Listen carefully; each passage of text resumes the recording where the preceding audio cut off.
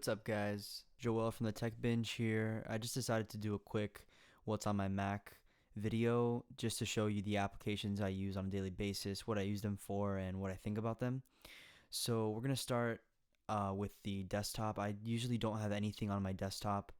It's pretty, I like to keep it pretty clean just to see my wallpapers. I'm using an external display, a Samsung 23-inch external display with my 15-inch MacBook Pro Retina display, so I like to have it nice and clean with nothing really on the desktop itself. So starting over here with the dock, we're going to start with the dock first. To the left, I have Finder, pretty self-explanatory. It has all my files and stuff. You can find all the files and stuff. Calendar, I like to have the calendar on my dock because you can just see the date right there, quick and easy, instead of having to click all the way up here. What day is it?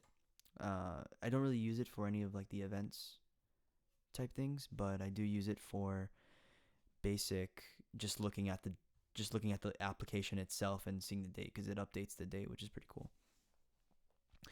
So the next app I have is Launchpad, which is not really an app. It's more of like a little, I guess, command that'll take you to the rest of the apps, which I'll show you in a little bit. The next app I have is Safari, which is my web browser of choice for now. I'm on and off with Google Chrome and Safari, but for right now, Safari seems to be pretty. It's good enough for me. So, messages I use a lot. I use it when I'm not around my phone, or if I just want to type something. I can type a lot quicker on a keyboard than I can on my phone.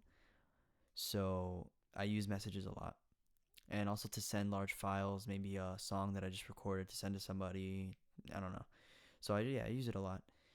And then I have these next four are like the productivity apps that I use for school and stuff like that. So Word, PowerPoint, Pages, and Keynote. And I did a video on how to change these icons, and I left a link to these exact icons. So if you want to change your Office application icons to look a little bit cleaner, check that video out. And I'll leave a link in the description for that one. The next two are iTunes and App Store.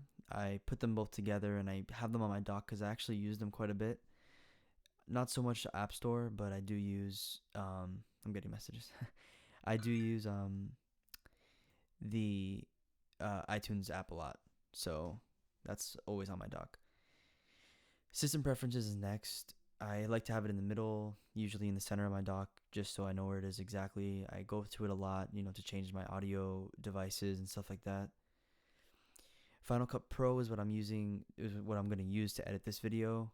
I've been using it a lot lately because I just started this YouTube channel, and so far I'm loving it. The next, probably the most used app on my Mac is Logic Pro 10.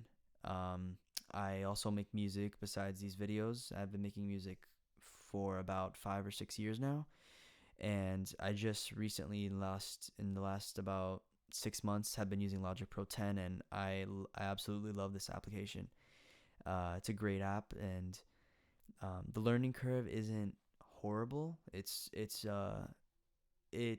takes a lot of time and patience to get the sound that you want and the effects that you want. It's actually what I'm using to record this right now, but I mean, this app is crazy, and it's awesome for someone that makes music like me, or anybody that just likes music in general and wants to experiment with some things. There's an on-screen MIDI, I guess, keyboard that you can use, and I use it with my Alesis Q49 MIDI keyboard, and it works awesome with my Scarlett TI2 as well.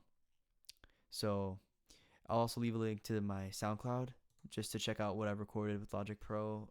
The last two tracks on my SoundCloud have been using Logic Pro 10, and they're all original music. So the next app I have is Adobe Photoshop CS6. I'm also just learning, just like Final Cut Pro, I'm also just learning how to use this now. But it's a very intense app in my opinion. I'm not really used to heavy photo editing or video editing apps. Mostly, if it's music, I'm more comfortable with it. But I really want to get really good at Photoshop, so working on that little by little.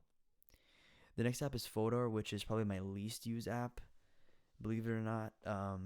It's just sitting there because the Photos app for Mac hasn't come out yet, and that's probably going to be replaced I'll probably replace Photo with the Photos app. But it's a very basic photo editor. I mean, I don't really like the way it looks. It looks kind of weird in my opinion, but it's gonna have to do until Photos comes out for Mac, which will probably be a little bit better. Well, probably a lot better, but yeah, you just click here to pick a photo and you just edit it. Basic editing functions, cropping, adjusting effects, borders, stuff like that. So the next app I use a lot is Spotify. I use it probably every time on my computer. I'll have Spotify open on my second display and just listen to playlists or listen to my own playlist that I've made or other people's playlists, stuff like that. But it's an awesome app. I recommend it to anybody that has a computer in general because it's free and unlimited music. So yeah. Notes I like to keep on my dock as well. Notes is a very simple app, just to write down, well, notes basically, little things here and there that I need to be reminded of throughout the day. I'm not a huge fan of notification reminders. I like to just write things in my notes, even on my phone, and then I go back to it and I check it. But I don't like having to set the time, day, and repeating things through like a reminders app. I get too lazy setting it up. So Notes is my go-to. QuickTime Player is what I'm using to screen capture this right now. I don't know really any other way to screen capture at the moment, and every other application I've seen costs money. So I guess this is okay for now, but I'll probably upgrade eventually. Wallpapers is not really an app, but it's a folder that I just changed the icon for, and I did a video on how to do that also. So along with these, I did a video on how to change icons in general. It's not just Word or PowerPoint or Office applications. So yeah, I like to keep all my wallpapers here because when I find them in Safari, could just drag them instead of dragging them onto my desktop and then having to go to Finder and drag them in a folder. I just drag them right here and they're in. And then this is the Logic window that I have open, and then Trash, which I'm going to empty.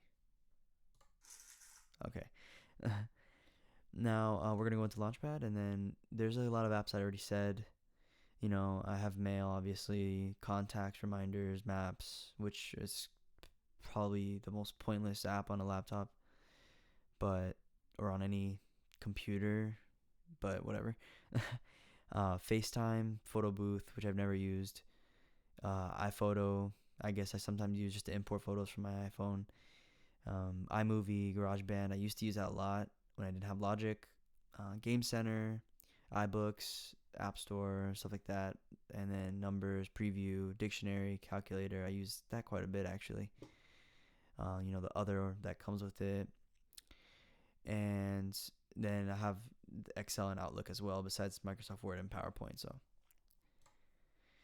okay, the next actually useful app that I actually use is BPM Counter, and BPM Counter is a really simple app, and I recommend it to anybody that does anything with music or things like that, things of that nature, because it helps you figure out how many beats per minute a song is, maybe a song that you're listening to or a song that you're creating yourself.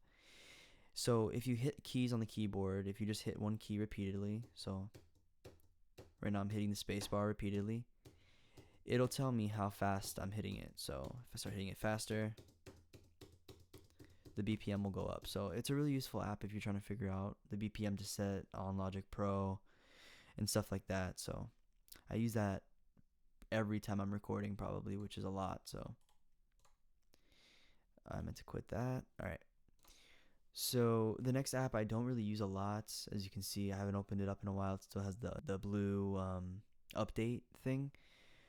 So it's Xcode, and when I first got my Mac, I used to use it quite a bit, just to play around with some coding, some simple apps like a stopwatch and stuff like that.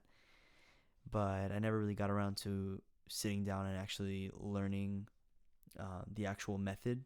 So I'll probably eventually get into that a lot more once I have the time to do it. So Logic Pro we already went over. Final Cut and Photoshop we went over, and then the last app, which is probably the worst for last, is the Lockdown browser. And if you're wondering why I even have this, it's probably the slowest browser ever. But I'm required to have it because I'm taking an online class, and all of my quizzes have to be done through a browser that I can't access anything else on my computer with to avoid cheating. So I'm required to have this, but I'll probably delete it after the semester's over, because I hate seeing it here. It's the worst. So yeah, I'll really quick. I'll just open up the specs of my computer. It's a mid 2014 15-inch Retina MacBook Pro, 16 gigs of RAM, and I'm using a Samsung 23.5-inch display, 1080p display, and that's my primary monitor when I'm using my computer, and then I have my MacBook opened next to it, so it's kind of like two displays. So yeah. So I hope you guys enjoyed the What's on My Mac video. If you have any questions or comments, leave them down below, and also leave a like if you can, and subscribe if you haven't yet. Thanks for watching, guys.